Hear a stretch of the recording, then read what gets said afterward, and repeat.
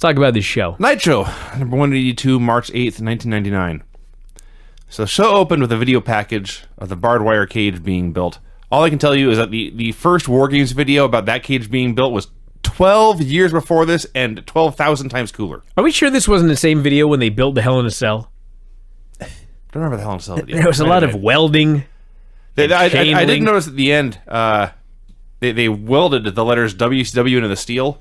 And my dad's in construction a lot. He'll comment on this kind of thing. This is some shitty ass welding. Yes. To be fair, it is basically a cage, so there's not a lot of difference in the construction of said cage. Yeah, guess so. Except for the barbed wire part. Okay. By far and away, the worst thing on either show, maybe in my whole month or year, Arn Anderson and Ric Flair having a chat. Okay. It was 8 minutes long. Yeah. Okay. That's the big problem. And what do they say in those 8 minutes? Well, they said the same fucking thing over and over for 8 minutes. Yeah. Like, I'm against scripted interviews and such, but at least with a script, it's like there's a beginning and an end. This was like somebody said, well, here's what I want you guys to talk about, and we're just going to go till Flair, you hit this line. And Flair decided he just wanted to talk for a while. Went on and on and on. And there really was not 8 minutes worth of stuff to say. There may not have been a minute. Yeah. Arn is concerned that Flair is being cocky. He's concerned that Flair doesn't care about David. And Flair doesn't give a shit. Am I missing anything? Flair wants to be world champion. 8 minutes. Yeah, I wrote a lot. I wrote a lot about it. It was Why? 8 minutes. Because I was angry. It was 8 minutes. I had nothing else to do. Hammer away on my keyboard. Okay. You know what the worst thing about this, besides how shitty it was? For us watching it, we watched this show, and it came out of nowhere, and we watched it and thought, wow, that was awful. This was not original material. No, it was a replay. This had aired on Thunder first. Correct. Which means they took the entire 8-minute promo from Thunder and showed it to the people who were diehard WCW fans. They made them watch it again. Mm-hmm. Start to finish. What in the fuck? You know what else, though? No one. In fact, no. Not one person could have sat all the way through this a second time. It's impossible. He's getting riled up already. This was the worst thing I saw. Okay. Really? Oh, God, by far. Okay. I hated this. Apparently. I was infuriated after 7 minutes, but like I moved on. Huh. Here's the thing. So number one, if this was on Thunder, somebody watched it and said, that was fucking awesome. Mm-hmm. We got to air this in its entirety on Nitro. Sure. I guess. That's ridiculous. Now, so the storyline, this is a very important detail in the storyline. Flair does not care about David. He only wants to win the world title and be the Nature Boy again. Right. Correct. All right? Okay. So this is important. However, if they did not air that, we had another 50 fucking minutes of everybody else repeating the same goddamn storyline. Yeah. They didn't need to air this. No, that's for goddamn sure. If they would have aired this and then did a wrestling show, then I would have said, fine, you needed this for the story. They did not need this for the story. It sucked. God damn, it sucked. The Nitro Girls were at Brown University. This sucked. It did. The only good thing here is that they're using their names more often now, which means I can confirm Spice is my favorite. Oh. I have suspected this. Interesting. First time I was actually able to put it... nailed down Thank God you got her name, Vinny. Yes. Now there's hope. Actually, the only thing good about this is Ricky Rackman was wearing a Super Suckers t-shirt. Uh-huh. They had a contest winner. His name was Doug Kazarian. I don't know if it was Frankie's brother or not. Doubtful. Yeah. Had an AC Jazz personality video. Oh my God. So, you know what? This follows this 7 minute, 8 minute Ric Flair Arn Anderson thing and some stupid thing with the Nitro Girls and Ricky Rackman and some stupid party gimmick. Mm-hmm. AC Jazz is doing a personality profile. Right. She's outside in the grass. Mm-hmm. Clouds passing by. And then she notes, my dad got electrocuted. Yeah. I can't. It's fucking terrible. It's horrible. I laughed because of how fucking stupid this was. And she named herself AC. I shouldn't even say it was stupid. Oh, Craig, please. Alternating curse. What? Come on, you didn't make that connection? No! Oh, there's no. How ironic. You know what I love? Hot girls talking about their dead fathers. Named AC. While we're talking about her name, do you think she's ever played jazz in her life? Maybe. How do you know? I don't know. She has a southern accent. She's from Georgia. Blonde lady.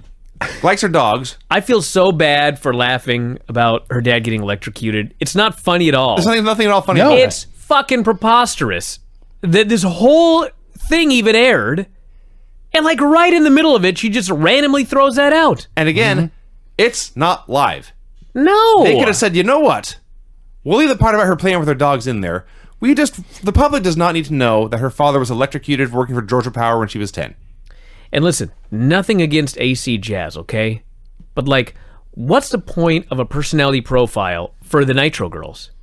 Like, we're going to be more interested in them dancing? They have names now. Can you tell me a little bit about Billy Kidman, for example? I'd like to know a little bit about Hoovie's life. Instead, I know that'd be a good one. about the tragedy I'd like to see that. in AC Jazz's life. Yeah. And I fucking know nothing about 90% of the wrestlers on this show, other than their goofy storylines. We know literally nothing about Lizmark. I just don't get it. Like, what's the point of this? No one knows.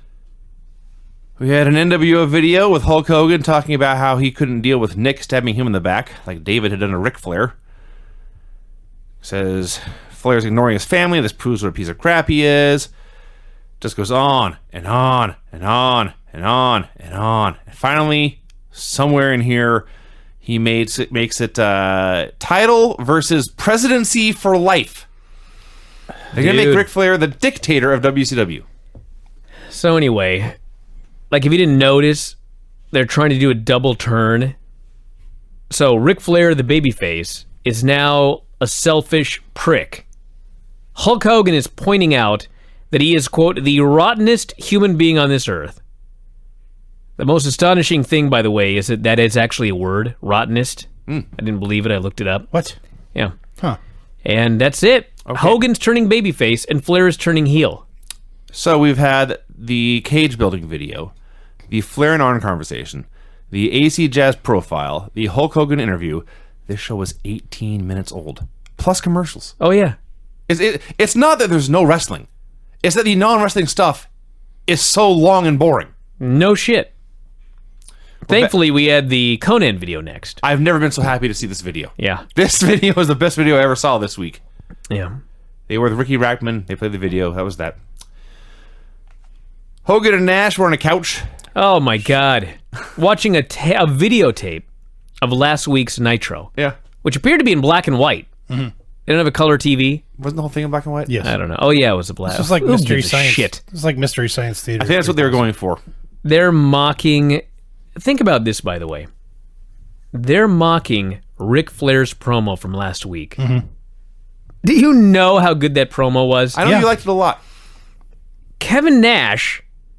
I mean, there is zero chance that Nash has ever cut one single promo as good as any promo that Ric Flair's cut in his life. Am I wrong?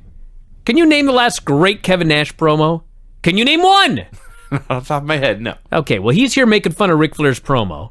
Making fun of his accent. To be fair, none of us knew what Flair meant when he said we're going to fill our shoes. No. Well, I didn't know that either. Neither did Nash, neither did Hogan. Who gives a shit? That's a the line least worthy of of being made fun of. No, get out of here. Yes, Brian, it's a shitty line. Making fun of this guy. So, when all was said and done, they decided our plan of sending a blonde to seduce David Flair to fuck with Ric Flair has failed. We need a plan B. So the story is that Rick doesn't care about David. Mm-hmm. And they all admit that. Yeah. Yeah. But they're still trying to do something that Flair's going to care about regarding David. Right. Hello? I don't know. He doesn't care. I don't know. It's not even that he doesn't care. He's actually down with the idea. Yeah, he doesn't care. He thinks it's cool. Wow, he's now going to have two girls? He Great. thinks it's cool that David is doing whatever it takes to hook up with a hot blonde. Good for him. Lex Luger video package. He flexed his muscles a lot. Cool. The cops pulled over Buff Bagwell and Scott Steiner in the bang bus. Finally something good. This is okay. So I like, by the way, there's cameras in the cop car, but not on the bus. So they were driving erratically. There's a reason for that, Vince. They were driving. Well, it's called evidence. That too. They were driving erratically, and apparently in Boston, if you're caught driving erratically, you can either A, get a ticket and fine and who knows what happens to your insurance and all this stuff, or B, volunteer for police work, and they take the day off. Yeah. So they volunteered for police work. So are they just driving from city to city for Nitro? Or are we supposed to believe that they're on their way to spring break, but also simultaneously live on Nitro? And they're going the wrong way, I might add. Yeah, they're in the wrong city. Yeah. I don't know. They appear to be going north. Yeah, that's They should be going south. right. So they busted people for smoking indoors and parking expired meters and littering. Hey, listen. There was a guy that had an expired parking space, and they said, "Why didn't you pay?" And the guy said, "I had no change." And they tip him over and shake him, and change falls out. He was a fucking criminal. He lied. That was funny. That's a crime. I laughed. Yeah. It was dumb, it was but I funny. laughed. It Well, was he funny. didn't pay his, he deserved the parking ticket. Yes. And he also lied. Also, like the woman or the guy trying to throw his trash away, and Scott moves the trash can out of the way so it falls on the ground, Yeah, that wasn't fair. and they issue him a ticket. That was different. That was police corruption. Yeah. For the third time in the first hour, we meet Ricky Rockman. Kidman is there. And Brian, you asked for more information on Kidman. Kidman's here to talk about how great it was that Ray pinned Kevin Nash. This is great for the entire Cruiserweight division. Oh, yeah, sure was tonight. And this led to a Ray Nash video package, which was hysterical, because based on the music and the tone and the way this was shot, you would think Ray was the monster and Nash was the victim. Right. It was kind of funny.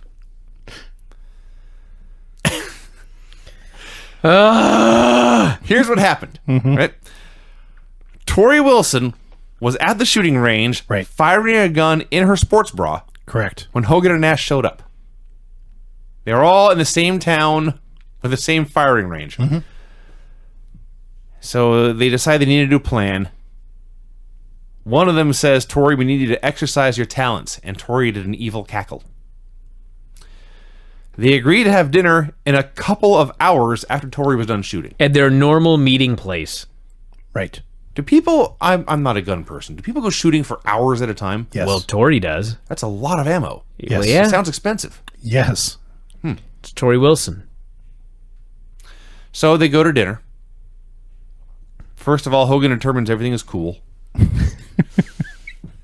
Tori says she has another girl, even hotter than me, she says. She lied. So, Nat, She says, this girl's so hot. Right. And they're grilling her, like, how hot is she? She's so hot. No, seriously, how hot is she? She's so hot. Okay, fine, if you're a 10, what's she? Yeah. Oh, man, she's a 12. I thought Stacy Keebler's here already? I was certain Stacy Keebler was showing up. it wasn't Stacey. And then it was just some girl. It was Yeah. Mrs. Robinson. Not a 12. No, I mean God that in bless, the nicest way God bless possible. Tori and God bless Mrs. Robinson. She was not hotter than Tori. Maybe a high 7. So, did we add, by the way, when Tori mentioned that she had a hot girl, Nash's first question was, "Is she Oriental?" And Hogan and Nash began to do Japanese accents, which was as classy as you could imagine. Yes, that happened. So, Mrs. Robinson, she gave her name and said, "Just like the moving character, I'm here to seduce the little boy." Not the little boy, you know what I mean. The teenager. Point is, this is a reference to The Graduate, Get that drop, by the way. a movie that was 32 years old when this aired. At the time. Yeah. Yeah. So now it's 51 years old. The teenager she's referring to is Dustin Hoffman, for God's sake. Yeah. So they promised Mrs. Robinson $20,000 once the job was done. So I guess this is the point where the first hour ended. Yeah, Because thank they God. finally went to the arena. This was ungodly horrible. It was so bad. I had to quit the show. As a fan, I'm done with Nitro after that. It's awful. Go to the arena, pyro's going off. Me and Gene says, "I'm here to interview Goldberg," but out come David, Flair, and Tori Wilson instead. Are you kidding me? More talking? Yes. Wow. Okay. So David, for the first time in his life on Earth, had passion and energy. Demanded his dad come out to talk to him. Goldberg came out instead because it was his scheduled interview time. Goldberg apparently hangs out backstage in Nitro wearing jeans but no shirt. Yeah, he's Goldberg. Yeah, that's fair. He goes off about how David has no respect for him, and David proves this by putting his fingers in Goldberg's chest. The best part about this Gene. is Gene Okerlund in the background. He's just standing watching. As soon as David starts pounding his finger on Goldberg's chest, you can't hear what Gene says, but he's aghast. He steps back, he throws up his hands. And he starts yelling and pointing at David like, "What are you doing?" Well, Gene's smart. He was right. Gene's been around this business a while. So Goldberg grabs David and muscles him into the corner. Conveniently, at this exact moment, Ric Flair shows up for work.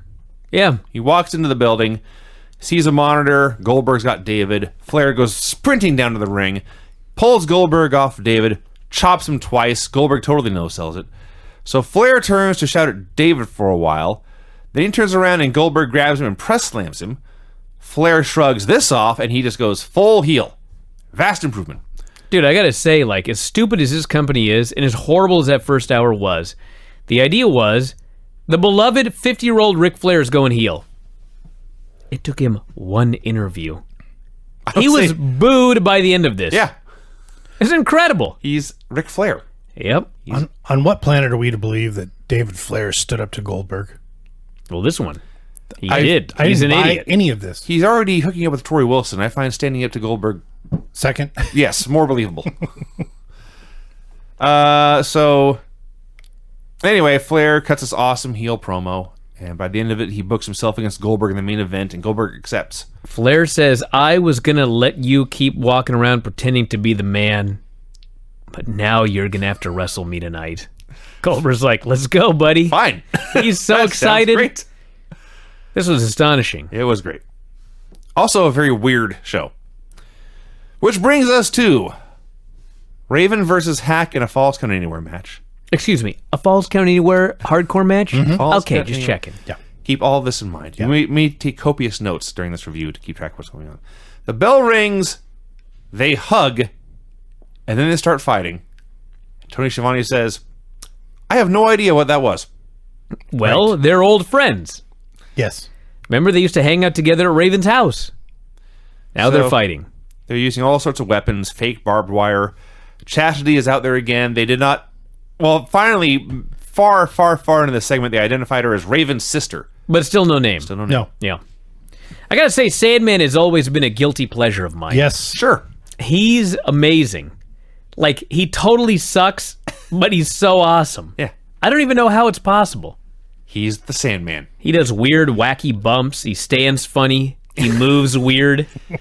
He's very good at getting whipped into things and going into them upside down Yes. on his head without killing himself. Yeah. So it looks funny. So they went like 2 minutes, and Raven did an elbow off the lighting rig through a table, and then Bam Bam Bigelow came out and attacked them, and the bell rang. It was a disqualification I Yes. in a no DQ Falls Count Anywhere No DQ Falls hardcore Count match. So they keep fighting, and they keep fighting, and they keep fighting. For 9 Well- minutes. Quickly, in the grand scheme of things, Tony says, that bell was inadvertent. This match is still going on. Right. Wrong. Well, No, Tony that's what he said. Well, he was wrong. Sure. He was incorrect about that. Listen, God bless Tony. First off, Raven does the elbow off the lighting stand. Tony says, we have never seen that before in the history of this business. Bull. Then they brawl backstage. Tony says, this is 10 times as brutal as we've ever seen. Incorrect. Then he says, the bell was inadvertent. Wrong. I'm not blaming Tony for any of this. This is a fucking mess. He doesn't give a shit. He's over it.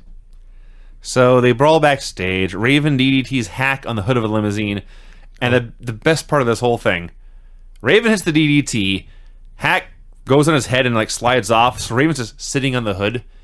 And here comes Bam Bam Bigelow running much, much faster than any of us could have thought he could possibly run. Yes. And he just splats Raven on the hood. Like a freight train. Howled with laughter. You know what's funny about this brawl is they're brawling on this limo, and first, like, Hack or Raven or somebody gets thrown on there. Then there's like a DDT.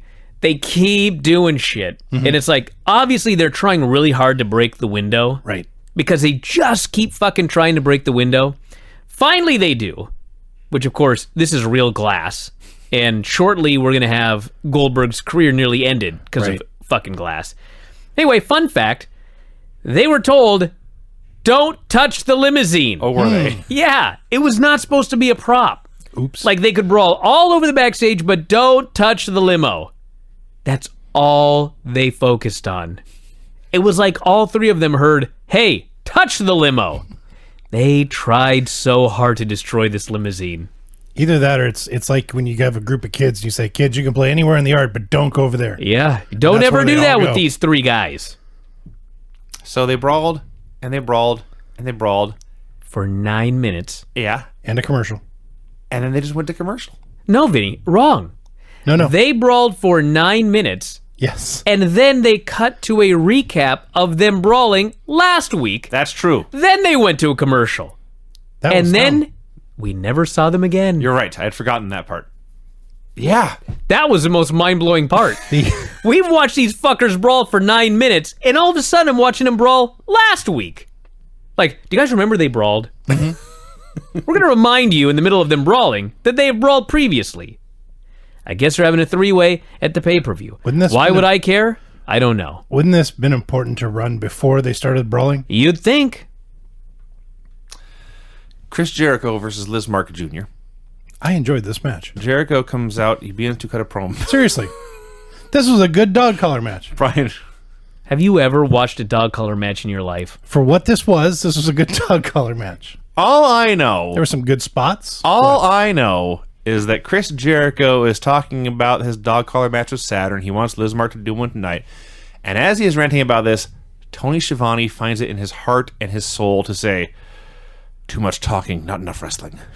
He's not wrong. He says, On this show! this was the shortest talking segment on the show so far. Yes. Jericho is plugging his match at the pay-per-view. Yes. Tony's exact line is, someone slapped Jericho, too much talking, not enough wrestling here. The temerity of this man. Now, Craig, to your point, this match sucked. However, the chain match was the best usage of Lizmark Jr. because he fucking Okay. sucks. Okay. So I will give you that. All right. But, like, it was just a generic nothing happening chain match. It was a squash match. Am I wrong? Like everything else in the show, it went way too long. I don't think Lizmark did anything.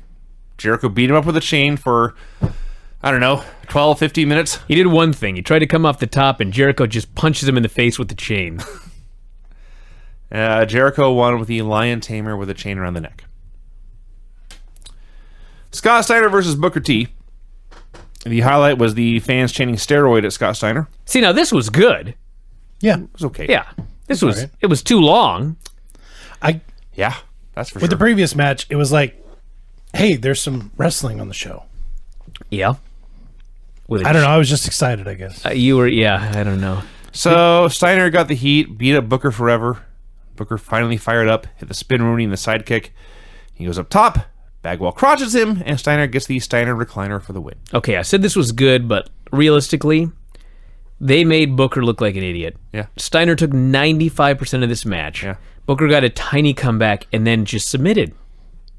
But I mean, the wrestling was, Their execution of maneuvers yes, was very good. yes. This reminds me of another match on this show, I might add. I think this is the point in the program where they actually zoomed out and you could actually see the crowd, and the top part of the arena was empty. Yeah. They started their decline probably a few weeks ago. Yes. Me and Gene interviewed Jerry Flynn backstage. Ugh. I was stunned, but then before we could speak, Sonny Ono and the cat jumped him. And these sons of bitches, these bastards, they cut off Flynn's mullet. Yeah. That's horrible. Did him a favor. No! Come on, Vinny. You want Jerry Flynn with It a was plain haircut? 1999, You for want Jerry fuck's sake. Flynn He out was the there? last guy with a mullet in wrestling. You want Jerry Flynn out there being a guy? I don't think that's true. Jerry Flynn. I think there's guys with wrestling with mullets today. All right, listen, I got two things to say about this. Shat jumps him from behind, knocks him out, then challenges him to a fight. That was funny. Sure. Okay. The other thing is, this coming Sunday is uncensored. Yeah. A night of stip matches. Oh. Couldn't you not have just done your goddamn karate match and the winner has to shave his head or whatever? Why'd they cut this off here? And we never saw it again. What a waste of a butchered mullet. What would Shat have to give up? Sonny Ono. His- Sonny Ono's hair. Goddamn right, I forgot about that. He's bald. Or Maybe they'd have to just leave forever. have to give up his lasers and snow? Yeah, it's to give his snow back. Snow machine. It's like lasers. Yeah. Hair versus lasers match. Hair versus lasers and snow. I'm fine with that. Rey Mysterio Jr. versus Scott Norton. Here's another one. Another what? The idea is to get Rey over. Right. Okay. Bad idea. Didn't work. Scott Norton beats the holy fuck out of this guy I'll say. for 10 minutes.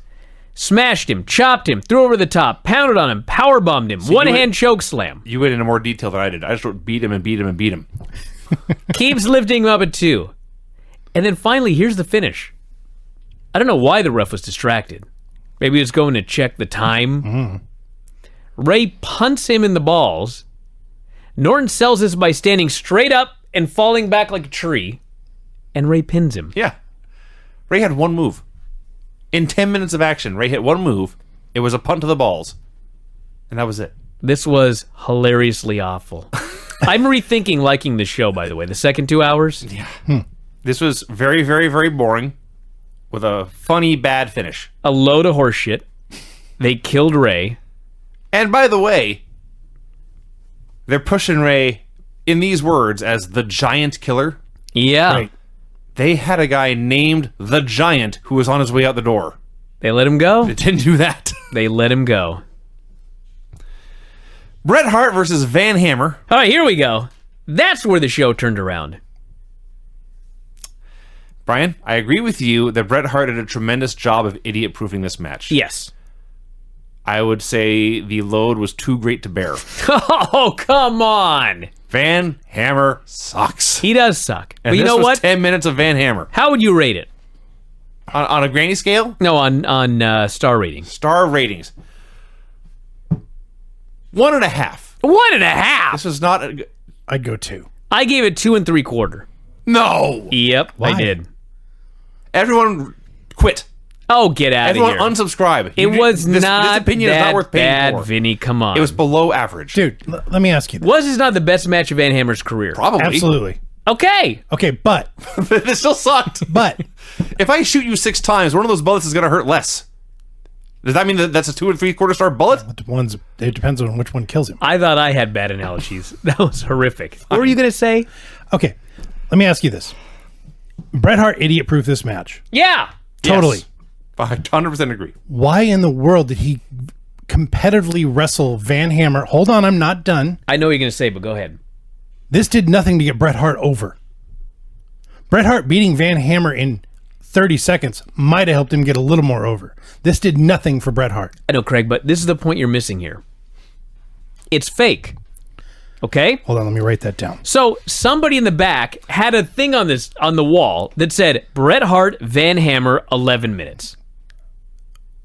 So Bret couldn't go out there and go 30 seconds with Van Hammer. He had to go 11 minutes, God right? forbid somebody on Nitro is unprofessional. All I'm saying is They couldn't have give Goldberg and Flair a couple more minutes? this was an idiot-proofed match by Bret Hart. I agree. Everyone in professional wrestling should watch this match to find out how to get something out of somebody who fucking sucks. That's fine. You'll never see a better Hammer match. No. Never. Ideally, I'll never see another Hammer match, period. So, yeah, Brian, go ahead. One other thing. Okay. It's not just, here's how to get a decent match out of a guy who sucks. But here's how to get a decent match out of a guy who sucks when you're given 11 minutes. That's even more impressive. That is fair. Okay, that's all I'm saying. This is the best you could possibly get at a Van Hammer for 11 That should be in the Library of Congress. This match. So here's the finish. Apparently, Van Hammer has a finish. It's a Cobra Clutch Slam. I didn't know that. We are told. Oh, we've never seen it How before, ironic, so- by the way. It's Jinder's finish. Oh, well, yeah. So he hits it, and Bret kicks out, and then puts on a sharpshooter and wins. Well, There's very little I'm leaving out there. There was like one counter or something. I don't know, but yeah, he went for an Inzagiri, that's right, yeah. and then Bret ducked and put on the sharpshooter for the pin. So Bret wins clean. The only clean finish on either show of the night. 5 hours of wrestling, one clean finish. And then after he has his clean finish, then he grabs a chair to beat Hammer up for a while. Great! Why can't guys do that more often? Instead of grabbing a chair and getting themselves disqualified to lose. Well, Bret's been doing that for a while. He did. You're right. Bret did that too. Yeah, Brett's a very, very good wrestler. So 20-some years into this, Bret figured it out? I loved this. I didn't love it, but I was in awe. I watched every second of it. Because when it started, I thought, here's what I wrote when the match first started. Let's see how good Bret Hart is. Bret Hart's really good. And you know what my next line is? Pretty damn good. Best match of Van Hammer's career. Okay. I stand by this. Hogan and Nash come out. They took over the announce desk. Nash admits, we have tried to get inside Flair's head, and, quote, he hasn't sold it. And they laugh about how good they are at telling the truth. God, this was them jerking off into a ceiling fan. This was the most horrendous commentary I've ever heard. It sucked. Craig's? I ignored it. I tried to move on past that comment. Ric Flair versus Goldberg. Hey, this was good. This was awesome. Yeah. So, first of all, to credit Kevin Nash, he says, I've been in wrestling for 25 years now, or whatever he says. Why does Ric Flair wear his knee pads below his knees? Because he's got skinny calves. And as Flair, someone finally Flair answered the question. Years after this, he's got skinny calves. So this was a hideous, terrible pro wrestling Why not show. get taller boots? Ask Ric Flair. Thigh highs? Well, up to his knee. Okay. Yeah. They still be skinny. Well, yeah, but I mean, Yeah. He wants the knee pads to have bulk on his calves. ridiculous. Who are you to argue with Ric Flair? That's true. So I'm Brian Alvarez. And he's Ric Flair. you've proven my point. Hey, neither of us are fashion mavens, okay? Me or Rick. Actually, he is. Yes, he is. What are you talking What the about? fuck am I talking about? All right, let's go. Flair and Goldberg had an awesome match. Yeah. First thing I noticed was as hideous as this pro wrestling show was, when Goldberg, both of them, but especially Goldberg, when he comes out there, this is main event, serious, big time stuff. Yeah, he's the real deal. He's the real deal. Everyone's totally into this. There's no bullshit ever with Bill Goldberg. So he's out there being awesome, and Ric Flair loves to get beat up in matches. Goldberg is one of the best guys at beating people up in matches. This is a perfect mesh. So Flair's having the time of his life, getting press slammed and punched over and over again. Even Hogan and Nash, the heels, are putting Goldberg over about how impressive he is and how no one did what he accomplished so quickly. And then Nash add, there was that one cat from the Emerald City. It was an Oz joke. Yeah. So Flair, it's finally time for the heat. And so Ric Flair began an all-out, no-holds-barred assault on Goldberg's testicles. Knees and punches and elbows gonads. and kicks. Just over and over and over. He was working over these balls like a speed bag, just attacking them. Eventually, Goldberg escaped to figure four, decided it was time to stop selling, but Flair dodged the spear, and he hits his big delayed vertical suplex, and Goldberg no-sells. That pops up, spears him to death. People are jumping up and down. They were so happy for this. And then the NWO ran in and attacked for the DQ. So that was the finish. Yeah, shitty finish, but that was a hell of a match, too. That one should also be in the Library of Congress. I enjoyed it. That was my favorite thing on Both shows? night. Yeah. Yeah. But see, I got to give Bret credit because this was every Ric Flair match you've ever seen with a big guy. To a degree. Bret at least had to have some kind of fucking match Brian, with Van Hammer. I will concede this point. This was not the best match I've ever seen Goldberg had. That was the best match I've ever seen Van Hammer Yeah, have. so you know what's going to happen today, Vinny? And Craig? Yeah. It's been a long goddamn time, but there's going to be some entries into the Hall of Awesome. Oh. And it's been so long, I'm adding 3 people. Okay. I'm adding Bret Hart, Ric Flair, Yeah. and Goldberg to the Hall of Awesome. Did you say Goldberg is 2 words? I did. Anybody have any?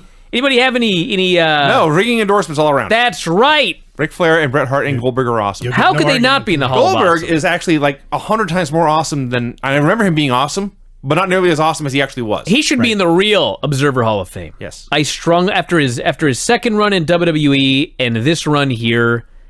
Like, he's such a better worker than he was ever given credit for. And he was doing good promos on this show. Oh, yeah. He wasn't a bad promo. He was a good promo. Yeah, No, he he had- wasn't even a neutral promo. His promos were good. He was a megastar. He was awesome. He was the only goddamn good thing in this company right now. Yes. Aside from Flair and Bret Hart. But they're all going in.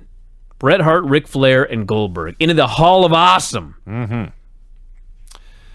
It's a proud day for me here. Brian, do you have my music ready? No! Wish I had the Hall of Awesome music. Is there Hall of Awesome music? I'll do a cliff on that right away. I think we chose this one for you, right? No. Let's play some songs. That's the one you like. The finishes on this show were a DQ that didn't count in a Falls Count Anywhere match, then a non-finish that did count in the same match. Submission via chain-assisted lion tamer. Submission after outside interference. Clean submission. DQ due to interference. Man. That show sucked. Worse than most Nitros in that regard.